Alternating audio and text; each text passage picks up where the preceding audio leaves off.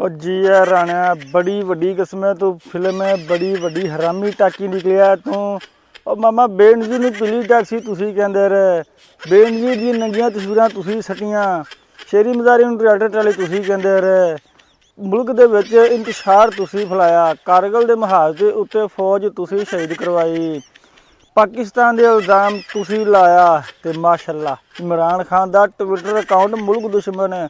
और रानिया यार कोई मजाक की भी हद होंदी है, तुहानूं पता होना चाहिए भी एक तो तुहाडा दिमाग नहीं काम करता भी इत्थे हर चीज़ रिकॉर्ड ते पई हुई है। इमरान खान ने किहड़ा ऐसा बयान दिता जिन्दी वजह तो मुल्क नूं नुकसान पहुँचे, जबकि तुहाडे इत्थे बेशुमार बयान पे हुए ने। तू आपदे हत्थां नाल कहंदा रहा भी कैप्टन शब्दर डबल शिफ्ट लांदा रहा, की गल है हुण शिफ्ट वाला चक्कर नहीं रहा हैगा, या हुण 4-5 शिफ्टां हो गई ने, पहले डबल सी, हुण लगदा कोई 4-5 हो गई होंदियां।